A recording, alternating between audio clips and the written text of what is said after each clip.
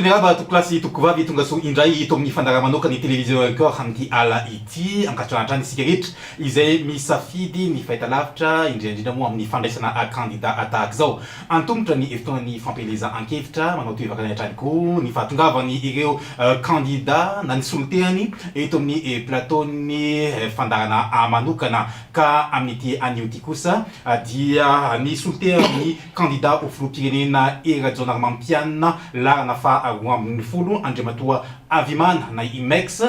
no vahiny ny fandarana manokana miarahaba tompoko tonga soa eto amin'ny fahitalavitra record.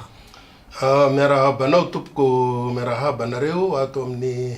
fahitalavitra record, miarahaba koa ny teknisiana sy ny mpiara-miasa aminareo ary miarahaba ny vahoaka malagasy manontolo izay manaraka izao fandaharana anio izao. Ary nefa natsidika ateo moa dia solotena no tonga miatrika antsika vahoaka malagasy amin'izao fotoana izao itafatara makasika ny rampifidiana mazava ho azy indrindra moa ny fidiana ho filoham-pirenena ka fantanina avy hatrany tompoko dia ny hoe manaona ny fomba fijerinareo mpanohana ny candidat ho filoham-pirenena Rajonarmampianina ny zotra-pifidiana amin'izao fotoana izao raha tsy resaka afa-tsy ilay sata ifampifehezan'ny ireo candidat na ilay charte vao nisoniavana omaly nao sonive ny candidat larana faharoa ambin'ny folo. Ny resaka sata ifampifeheza ny candidat zay milatsaka ho filoham-pirenena dia angamba fatatsika vahoaka malagasy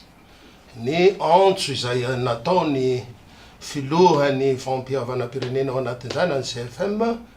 mahakasika n'iny zavatriny hoe tsy lalàna iny, tsy lalàna atao hamaizana fa kosa hanehona ilay hasin'ilay fifidianana elatsahana ho fidina sy ny mahaizy azy an'ilay fifidianan-katao. Zay no izy. Zany hoe mba tokony hisy zany sata ifampifehezana anehona izay fahamatorana sy toetra mahaolombanina ka hitondra firenena zay.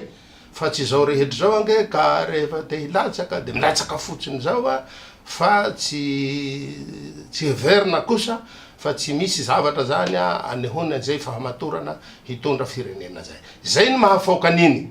ka heverinay zany fa tsy mbola tara ho an'izay tsy mbola nanao sonia ny mandeha manatona an'ireny tompon'andraikitra momba n'iny charte iny dia afaka manao sonia izy raha niatso natao dia raha tsika mahalala zany fa zava-dehibe reny ka. Ka eo anareo manokana anisan'ny resy lahatra atao anatin'ilay rijantenao anatiny ary anisan'ny manao sonia. Zay mo mazava ho zay nge tsy tia korotany ary tsy tia hamboly korotana fa reny ange natao daholy mba ataotsika hoe fepetra manokana hialana amin'izay mety ho crise post électorale hitranga eo ka zay tsy tia hamboly korotana dikan'izany tsy manana olana momba an'ireny zay. Mikasika ny fampelezan-kevitra mialohan'ny fotoana rotana ny fandalohan'ny solotehany candidat ho filoham-pirenena Rajonarmampianina eto amin'ity plateau-ny télévision record ity anisan'ny nahazahoanareo fanakiana ny famborim-bahoaka ny fitetezan-tetseroa ihany koa ny fitokahana zava-bita maro sosina ary dia betsaka ny vahoaka alaim-panahy hoe rehefa eo amin'ny fitondrana ve dia afaka mikalabona amin'izay hoe fanaovana fampelezan-kevitra mialohan'ny fotoana izay ny fomba fijerinareo manokana sy ny noentina amalina an'izay ayam-bahoaka zay. Ao anatina fahalalahana tanteraka i Madagasikara indrindra tamin'ny ity fotoana na taona efa taona mahery zay itondrany filoham-pirenena zay candidat-nay laharana faharoa ambin'ny folo dia ny filohana Rajonarmampianina hery zany. Zay fahalalahana zay mahatonga ny olona koa zany malalaka amin'ny fitenenana sy amin'ny zavatra rehetra heverina fahaseho. Raha ireny fitetezam-paritra ataon'ny candidat laharana faharoa ambin'ny folo reny dia tsy propagandy reny tsy propagandy reny ary matoa izy ny ala-pahendrena taminaha filoham-pirenena azy ary tsy mba hoatran'ny filoha zay te hanikitra foana eo amin'le toerana mafiloham-pirenena dia mana fahendrena izy ary zay fahendrena zay no tena ilainy ty firenentsika ty zay mbola ao anatina ady amin'ny fahatrana. Raha mitety faritra izy tsy manao propagande hoe ty aho milatsaka ho filoham-pirenena fidio zay manakinan'izay mba miseho eto hoatranahy zao nge miteny hoe tarizy ny teniny kabaro ka hoe sady mitokana an'ity aho no fidio tsisy an'izany teo fa izy indray manana zo kosa rehefa amahakadida azy hanazava ilay programa anasany dia ny fisandratana makany amin'ny taona 34 zany tsisy misaka anazy tsy hiteny an'izany ary ao anatin'izany koa azahadino fa hidiratsika zay rehefa avy eo fa rehefa miresaka vision fisandratana na émergence à l'horizon de 2030 tsy afaka miala ge tsika amin'ny zavabita tao anatin'izay efa taona mahery zay a mifandray fonareo ilay zavabita sy ny vina zay hatongavana hatrany amin'ny 2030 zay ny momba niny raha feziko zany zay de zao hoe esory ny aza metrahana elanelam-panahy rehefa mitety faritra izy fa kandida manazava ny programa anasany izy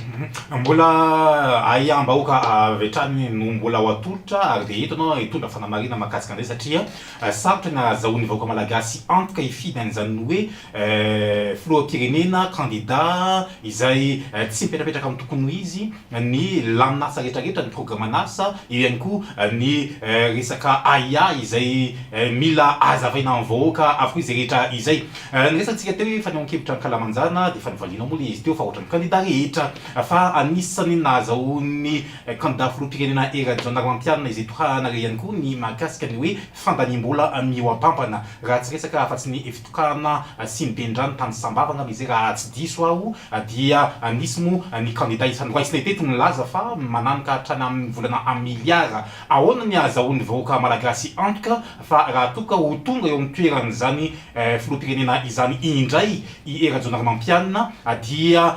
lefaka amin'ny ampahany na ho foana izay resaka hoe fandanimbolam-panjakana tsy ampiheverana zay anisany nazahoana fanakana zay tompoko mifandray foana ke izay zavatra zay le lazaiko tary aloha hoe liberté d'expression etcetera etcetera ka zay niteny an'izay moa zany hoe amiliara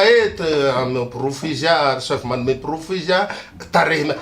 io chiffre omeny io ange azo ateneniny atao hoe amiliara mahery na latsaka kely azo atao daholo zany na de hoe tsy nisy aza zay zavatra zay hoe fandaniam-bola amitsisy antony amin'ny volam-panjakana dia tandre mifanifanovatsika politika eto Madagasikara dia mbola mandendeheny ihany lay fingapingana madinidinika ary io no tena haitsika ka mila mitandronytsika satria ao anatin'ny tony fanaova politika tony ange ka misy ny lalàna feny atoko politika ray zay ny iraka ataony atoko politika eto amin'ny firenena nge ka ao anatiny atao hoe fanabeazana olo-pirenena mba hanana olona vanintsika atao anatiny ty firenentsika ty faza fa hanandalitra ny vahoaka satria ao anatiny acteur de développement ny parti politika sy ny mpanao politika ka mila mitandronytsika satria ao anatina fahatrana ho any ady ataotsika ka raha vahoaka efa mahantra miotra am'izany ary zany no ataonay manaradia sy manohana ary manao zay ahatongavana am'izany alternance démocratique zany nidiranay eo amin'ny fitondrana dia hametraka ny vahoaka ho masina sy afaka goka zany atao hoe fanabeazana avy ny atoko politika sy ny sehatra afaka hatonga azy ho vahoaka tena miantoka ny fampandrosona ny ty tanindrazana eo ambonany ty za tsy namany reny kifingapingana ka manome miandro fotsiny hoe tarindray nisy an'izao de lazaina va vola sy toko tsy forohana ohatra zao a nefa tokony iadina amin'ny fahatrana ny volam-panjakana sy ny fitatana ao anatiny nandritra ny zay vanim-potoana zay a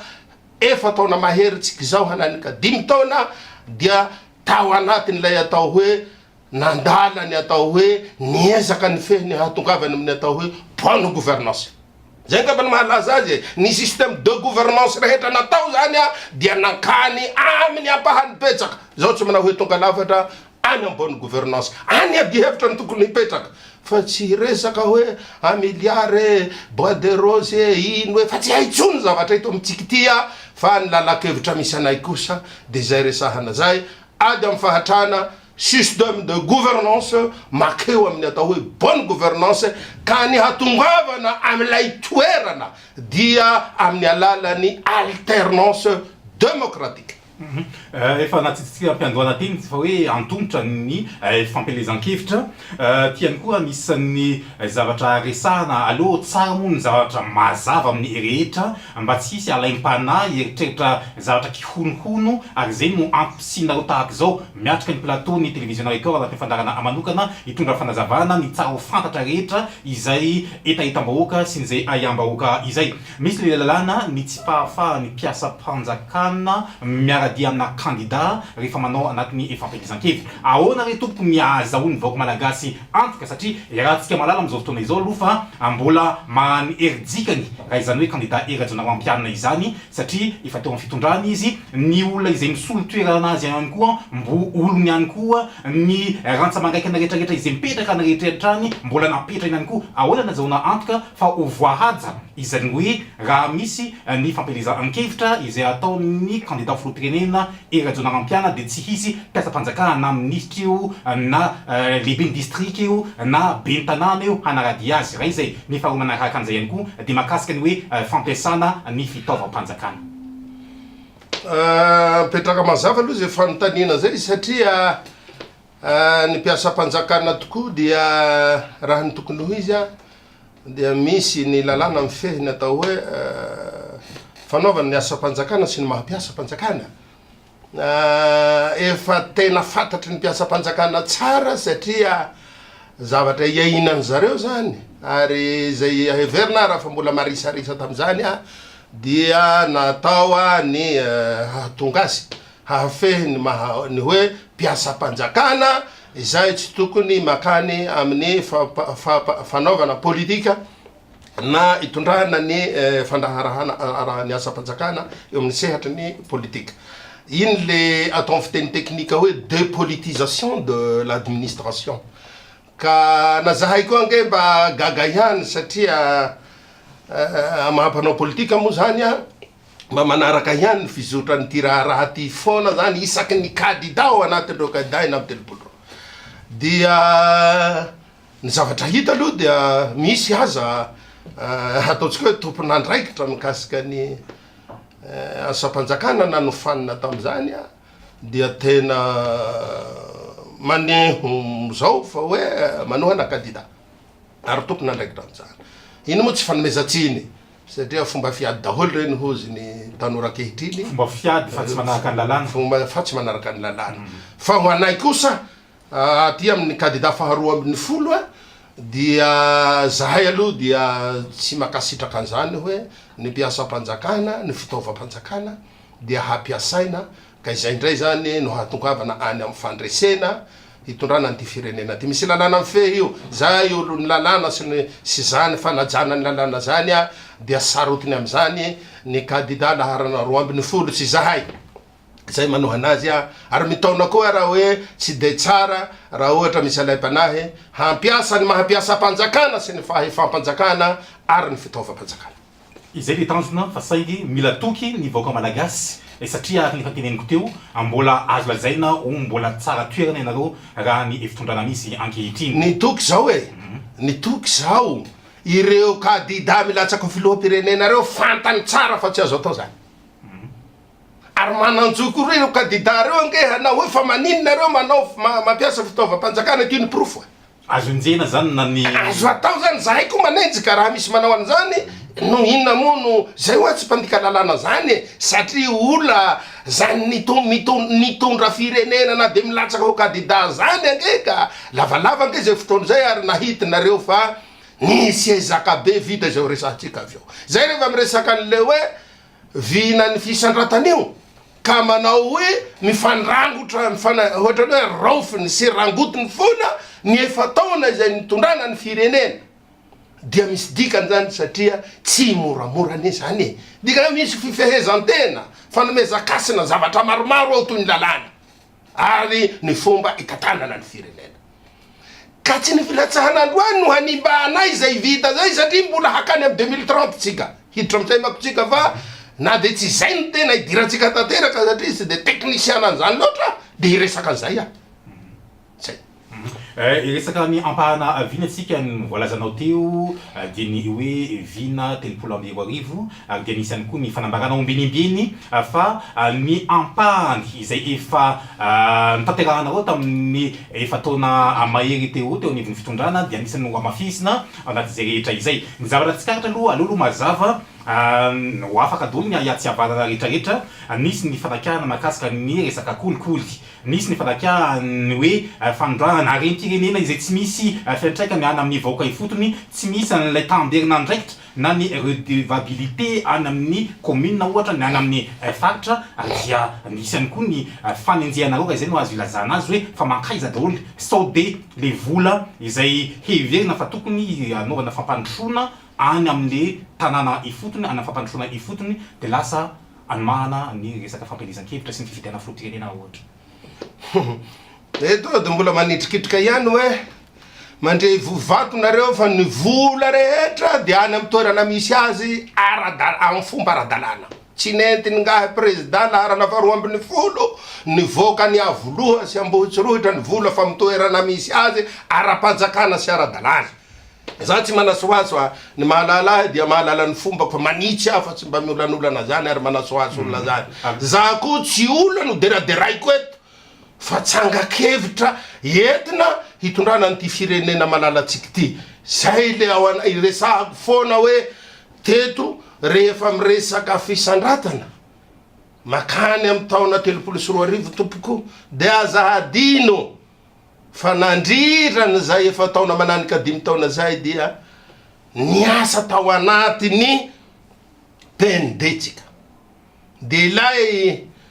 plan national de développement na tsy fantatro na mahalaza azy amin'ny teny gasy fa heniko izy tia zao koa tsy de mbola nanontany tany amin'ny akademia malagasy any hoe inona ny andikanan-zany hoe paika natao dinasa tao anatiny zany tsika no nitondra ny paipaika sy ny ady rehetra ny axe stratégique ao anatiny zany nentina hanaterahana zavatra teto amin'ity firenena ty. Mihoatran'izay ity vision ity vina ny fisandratana 2030 ty. Raha ny anankiray zany ataotsika hoe fohiezaka satria 2015-2019 ny PND. Dia ty anankiray ty indray ty vision ty indray dia à l'horizon de 2030. Mialatsiny am'le teny vahiny fa afangarongoaro koa le izy satria mba misy koa olona finaritra am'le teny vahiny ny mifehan'ny teny gasy koa moa tsy de lokalokana loatra fa de miezaka foana. Ka misy ny fohiezaka, misy ny lavitrezaka ao anatiny zany rehetra zany. Ka raha manao ny fisandratana makany amin'ny taona 34 zany. Ny laharana faharoa ambin'ny folo dia Andriamatoa Hery Rajaonarimampianina. Dia satria ilokalokana koa ny zavatra vita amin'ny alalan'ny PND. Za moa zany tsy voatery ho tany saiko ao PGE, PMO fa amin'ny alalan'ny PND ary dia mifampitatana avy hatrany zany ny PND sy ny vina na vision fisandratana 2030. Io apparition io hoe fisandratana 2030 io fantatsika tsara firesahana emergence zany. Ka rehefa miresaka emergence na pays émergent dia miresaka avy hatrany fa harikarena makany amin'ny heveratsika azy amin'ny tanjona tratraritsika no tena hatongavana. Misy taux de croissance tratrarinao ary aizaho aizatsika tamin'izy mbola aotra ny clignoté à 0 ara io mbola tsisy taitra tam'izany nefa de mitondra firenena zao. Fa am'izao kosa izy efa mba milahatra am'izany atao hoe pays émergent zany tsika amin'ny lafiny économique sy lafiny sociale etc etc. Raha tsika manao an'izany azahadigno fa voalazany candidat filoham-pirenena Hery Rajaonarimampianina foana hoe tsy ataotsika ambany zavatra ny indostria. Ary efa miresaka indostria tsika dia miresaka avy hatrany énergie zay manatroka an'izany politika hoenty-manana ny atao hoe industrialisation zany. Tsy atao ambany zavatra zany, miresaka fanjonoana, miresaka fambolena, miresaka tourisme etc etc. Mamaly ny teninao de zao ho ianao hoe sahirana ny vahoaka ao anaty fandriam-pahalemana sy ny resaka kolikoly. Ny mahafaoka ny emergence zany voalohany aloha dia misy karazana misy karazana ina moa zany lazako azy misy karazana moteur de l'économie fito ao mahay zany a manotany anay na mitady hoe mba magataka zahay boky na zavatra mahakasika an'ilay teneninao hoe 7 moteur de l'économie raha vao miresaka an'izany atao hoe fisandratana 2030 zany mbola misy 4 pôle koa ao satria misy pôle grand nord hafa moa le atao misy pôle grand centre misy pôle grand sud misy pôle grand ouest ary ny raha miresaka grand sud eo tsy le hoe fikambanana grand sud fa pôle lazainy lay émergence ny grand nord tsika iresahatsika ny resaka triangle du nord ohatra Sambirano Mahavavy Nosibe tahaka zany ery Sambava sy ny vanille ny tourisme ary ny ataotsika hoe bassin d'emploi zay ananany ireo pôle isan-karazany reo raha vao miresaka tsika atsimo andrefana na grand sud raha vao miresaka an'izay tsika de fantatsika avy hatrany koa hoe ina ny potentialité sy ressource atsika any amin'ireny fara efa apetraky ny vinany fisandratana daholo zany etsetra za zany tsy dia hiditra lalina fa miresaka fotsiny aho hoe na miresaka 7 moteur de l'économie raha izay no resahatsika eto de nareo no hangatadalana aleo zahay monsieur Max monsieur Avman hangatadalana fa mbola misy atao fa fezotsika ny fotoana fa ny amintinako azy de zao raha izay rehetra zay no mbola tsy dirako atsipriany zany satria hoy aho teo tsy de technicien loatra fa izaho mpanao politika kosa mahafehy zavatra maromaro raha vao miresaka fisandratana de aza hadino fa iresahana zany capital humain et infrastructure tsy maintsy resahanao zany hoe loharanokarenany ny olony ary vao izay ireo fotodrafitrasa samy hafa mivady am'izany iresahana zany sécurité filaminana fandriam-pahalemana ahoanao mo tsy afataratsika fa tamin'ny fitondrany ngahy filoha aérojormampianina ty no nanaovana soniany atao hoe politique générale de la sécurité tamin'ny alalany réforme du secteur de la sécurité nampiovan'ny tsy fandriam-pahalemana misy am'izao fotoana raso aloha fa ho avy eo tsika fa mbola mitanisa zavatra aminao ao koa ny fiarovana ireo harenatsika isan-karazany eto Madagasikara resanao anatin'ny fizanatana daholo zany ataoko point par point le izy alahatra am'izay tsika zany tsy mandeha amy détail loatra de sahirana ny fehizatsika ny fotoana ao koa no iresana ny corruption volazanao teo ao anaty fisandratana miresaka an'izany ina ny ady atao amy corruption ina ny faravaharatsiny aloha amin'ny fepotona ohatra zao tratra ity tanjona anakiray ty raha miady am'izany kolikoly izany sika satria miady amy kolikoly midika manana système de gouvernance ary tonga amin'ny atao hoe bonne gouvernance tsy misaraka daholo zany ady hevitra système lehibe zany zay lazaiko anareo eto dia ao anatin'izany mo tsy maintsy resahana koa ny resaka serasera satria ao anatin'ny serasera koa no ampivadina makany am'le fanabeazana olo-pirenena teneniko teo éducation de citoyen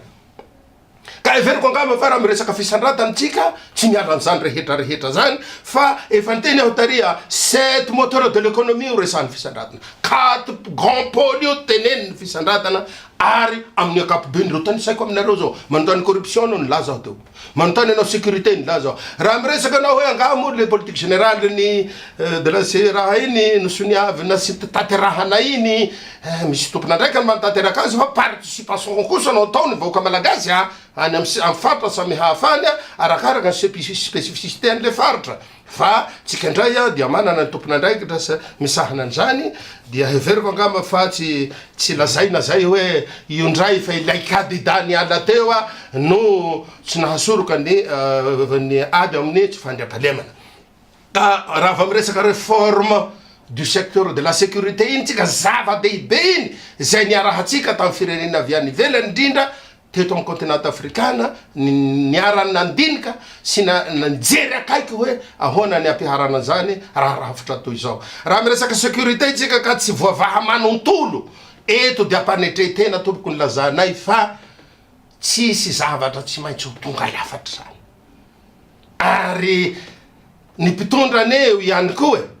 fa misy koa zany eo anivony olo-pirenena sasany indrindra ny mpanao politika sasany izay fomba fiadiny sy fomba fiasany a ny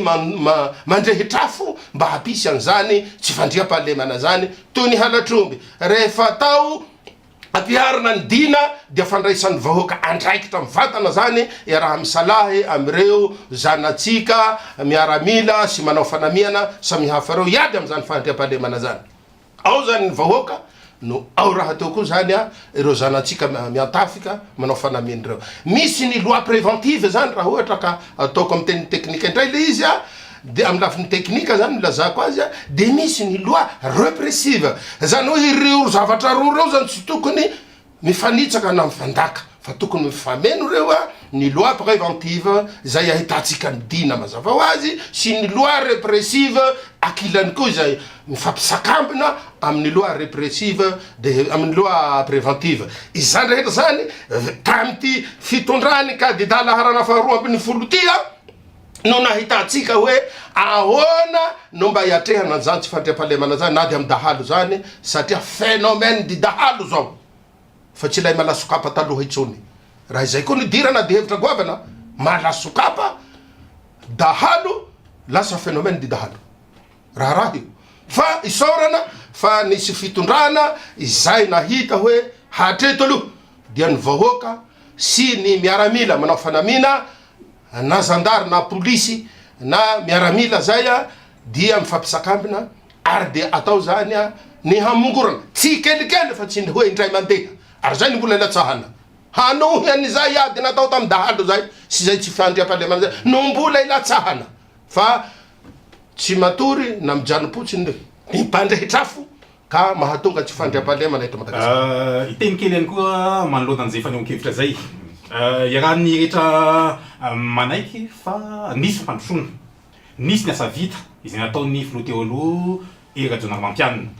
misy any koa nefa ny mitaky hoe nanao ona ny fomba ny fitantahany am-pirenena reo mba hoe ho aradrariny sy nangarahara izay koa zany tena fanontaniana goavana mipetraka ao anatiny ary misy toizana amin'ilay resaka kolokolo ny resaka ao resaka anao to resaka fahandrim-pahalemana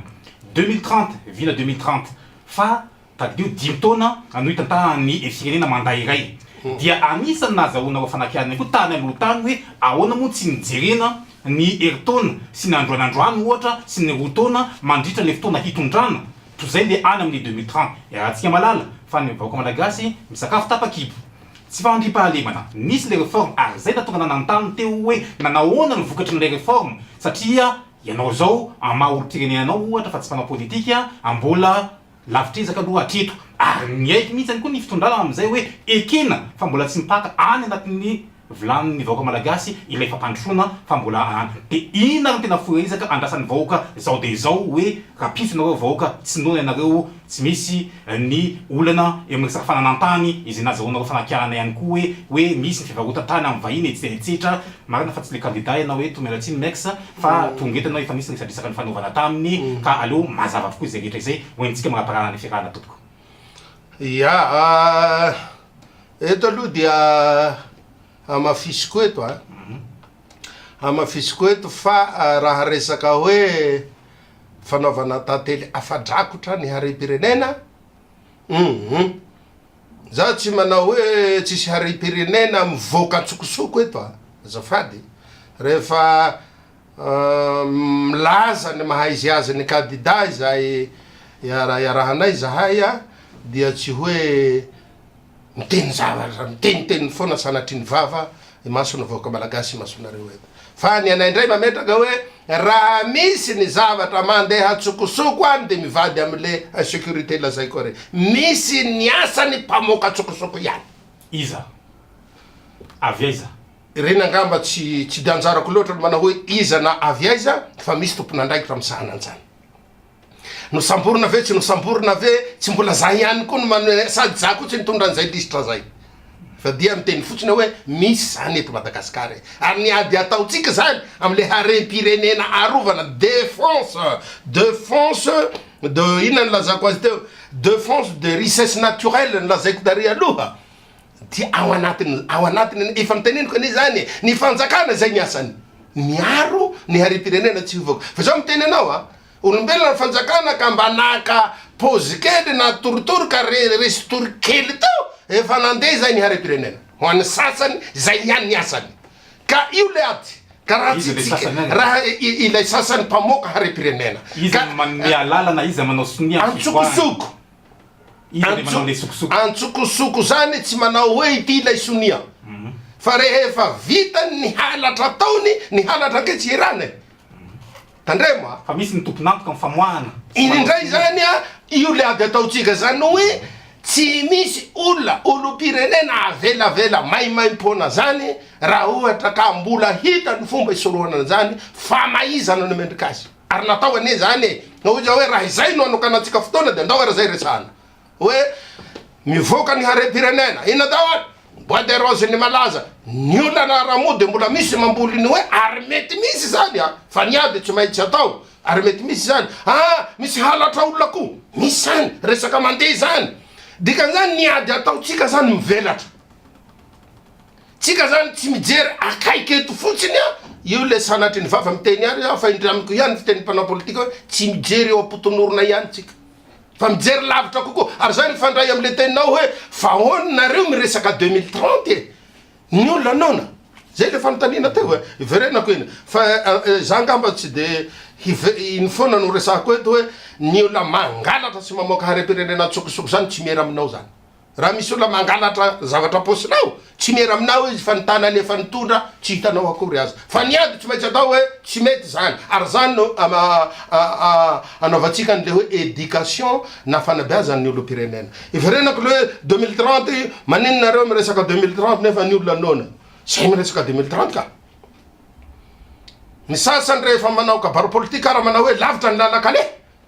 fa ina koa no mampiavaka an'izany raha miteny za hoe lavitra ny lalakale fa hatrany amy 2030 zany hoe ny resaka PND anke zaho te hoe mitohy zam'zay ary zay ny latsahana mitohy zay a makany amin'ny 2030 zany hoe ny lalakaleha no hatrany amy 2030 fa ny asa atao sy ny fampandrosona sy fampiakarany arikarentsika de tsika miteny zao efa izy zao raha mihoatra amin'ny omaly raha ohatra zao jerenareo any androy zao mako antandroy mialatsina am'le fitenenako an'izay a zao mako mafinatra raha tena to ana maiksa tandroy mafinatra za zao vahoaka malagasy fa avy eo androy tandroy teny amiteny anareo ava ty fitondrana ty no nahay nametraka lamina sy paika faravaharatsy ny adina na ampihenana ny keresy arandrany any amy faritra tsimo indrindra ny faritra andro eto tadioa fa mba hoety manana sy manohy makany amy vinany fisandratana ny fijerena ny toerana sahirana toy reny a de hoy ny kandida faharoa ambin'ny folo amity ndray mitoraky ty dia hatomboka ny atsimo ny fampandrosona any Madagasikara zany hoe ampandrosona daholo ny fatrasapatra ty Madagasikara fa andao mba hitodihana ny any atsimo hadino fa izay tamin'ny andro ny vazaha nke rehefa haka mamelahy anareo mba hitra am'izay aloha rehefa hahitady main d'œuvre de ny any androy no atsotsona kolake na ny androy no atao mijaly mba handao ny any androy ka handehany am'izao ny privilégié any fa président candidat kosa dia président nay foana inona tsy président filoha-pirenena tsony lazana azy président candidat ny lazako azy raha misy tezitra koa zay ary izy milazay ny président ko président na iny présidentsika iny ho président nareo iny zay izy ka raha fa izy ndray zany no tonga tao fitondrana de tany aloha ny azaka zany hoe ijeran'ireo havana sahirana anaty ka averiko ndray zay hoe atomboka ny atsimo ny fampandrosona any Madagasikara zahay efa manana paika betsaka momban'izany ary fantatrareo fa be da be ny zavatra efa miainga avy any atsimo enganeka tsy matière de projet satria malaza an'izay za tenena itsony zay ary aza za fa manomboka sarotiny am'izay si matière de projet aza resana kibory itsony any fotodrafitrasa sy olona no resana capital humain infrastructure fa tsy kibory taloha raha zahay miteny hoe CG ve reto fasana be da be lehibe reto hozy ny akizy mpilalao bola niaraka taminay tam'izay fotoana mba maro koa CG retoa aza resana kibory itsony any maty ihany zahay fa vonoen'Andriamanitra fa alao aloha fa mpitatana amin'ny fanjakana ary zahay koa neny na ny candidat tohananay misy contrat ifanaovana aminay nge fa tsy tohatohanana ihany ahoana aloha ny anaovana ny any amin'ny faritra atsimo sy reo diaspora miparitaka erany Madagasikara zay koa raha miantso ny diaspora ny velatra ao tsy maintsy misy contrat social atao ao fa tsisy tsony le manao hoe fidio ity zavatra ary zay no mamany ny teninao koa hoe ny candidat tohananay tompoko tsy mba manao mampiasa vola vidianan'olombelona zany izy ary le olombelona vidina avy aiza foko avy aiza olombelona iza ary faritra avy aiza izy any manaiky hoe no vidina de ahoana no ametrahan'izany resaka zany hoe izy mampiasa vola mpanjakana izy mampitobaka vola be tena manao propaganda iza ary foko avy aiza firenena ny eny misy atsika reny raitsika reto izy ary no lazaina hoe no vidina eto mana ray minitra atsika oentina mezanao tena ray minitra efa dila ny fotoana atsika tompoko oentina mezana zay zavatra ny fampiasantsika teto zay ny tompoko ny voalohany dia ny iverenako ndray le fisaorako tary aloha ho anareo ato amin'ny TV Record sy ny vahoaka malagasy manaraka an'ity fandaharany ity ary ao anatin'izany fisaorako zany no amidinako azy hoe ny fisandratana makany amin'ny 34 izay sady mametraka mahaizy azy ny zava-bita tao anatin'izay efa taona zay amin'ny alalan'ny PND sy reo axe stratégique izay ny fanotratana taminy ary mifampisakambina amin'ny vina 34 dia heverina zany fa manana programme anasa azo antoka ny candidat faharoa ambin'ny folo de Andramatoa Rajaonarimampianatra zany ny resaka olona sy rafitra zahay ny resaka fandripalemany zahay ny resaka fiarovana ny harentsiky zahay ny resaka ny kolikoly zahay ary ny fanabeazany olo-pirenena mahalaza azy zany fitsika aloha hatreto de mba famirehareha satria efa mananika any 10,000 ange raha ny taux de croissance tsika heveriko fa tsy mahamenatra zany eo amin'ny fisokafany fisandratana am'izao tontolo izao raha manao vina misokafa mba tsy olon'olona irereto ary ny candidat-nay de niainga tamin'ny fisokafana manohy ny ezaka vita ary dia ho tonga am'izay vina izay candidat-tsika rehetra izy ka za tsy hiteny eto hoe andao hifidy azy mbola tsy miteny zay fa manazava fa olona manana programme nasa mazava izy zatra nitondra firenena ary manana n'izay charisme autorité ary zay système de management zay izy ka rariny raha ohatra ka makany aminy ny fijeritsika mbola tsy natin'ny fampelezan-kevitra aloha tsika daratsy zany fa fampahafantarana makany amin'ny vision no resaka fa tsy makany amin'le fividianana histoire naiky ny vahiny teto amin'ny télévision-na Record mbola isy ny fotoana izay ahafahantsika mifamelabelatra bebe ny zavatra izay ifampiresarana amin'ny mpijery sy ny client sy ny vahoaka malagasy fa tsy ampy moa ny fotoana fa dia zay aloha ny masaka de velomanao avy mana dia manao veloma tompoko dia tapitra ny fiarahantsika teto amin'ny fandarana manokana isoratra ny avimana na IMEX izay soliterany candidat ho filoham-pirenena larana faharoa ambin'ny folo Hery Rajaonarimampianina ianao tena isorana na zany hatramin'ny farany veloma tompoko